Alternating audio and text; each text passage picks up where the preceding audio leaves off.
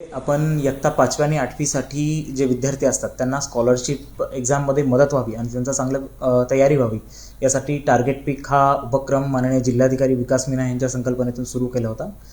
त्यामध्ये आपण 5वी आणि 8वी या इयत्ताची सराव परीक्षा, त्याचे पेपर तपासणी, त्याचप्रमाणे पेपर तयार करण्याची जबाबदारी टार्गेट पीक या संस्थेला दिली होती. इयत्ता 5वी आणि 8वी मिळून आपल्याकडे जवळपास 24,000 विद्यार्थी या प्रिपरेशन करत आहेत आणि फेब्रुवारीमध्ये ते एक्झाम देणार आहेत. यामध्ये सेकंड रिव्हिजन टेस्टमध्ये आत्ता उच्च जातीचे नाव काय असा एक प्रश्न विचारण्यात आला.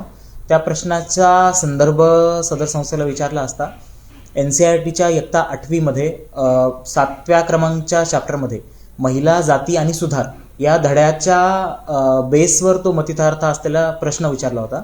परंतु आपण सर्वच मान्य करू शकतो की अजिबात त्या प्रश्नाची लँग्वेज आणि त्या प्रश्नाचा ठेवण ही स्पष्टपणे चुकीची होती. त्यासाठी सदर संस्थेकडून आपण लेखी एक्सप्लेनेशन मागवलेलं आहे.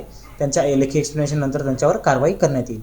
त्याचप्रमाणे मुलांची एक्झाम ही आता फेब्रुवारीमध्ये असल्यामुळे मुलांच्या एक्झाममध्ये कोणताही व्यत्यय येणार नाही आणि मुलांना ह्या सर्व बाबींचा, जाती व्यवस्था असेल किंवा बाकी सर्व विषय असतील, ह्यांचा मानववंशवाद आणि त्याच्या शास्त्रानुसारच अभ्यास करण्याचं प्रवृत्त करण्याची एक संधी आम्ही या 2 महिन्यामध्ये वापरणार आहोत. आणि त्याचप्रमाणे या स्कॉलरशिपमध्ये मुलांचा सक्सेसचा आकडा कसा वाढेल यावर जिल्हा परिषद प्रशासनाचा फोकस असेल.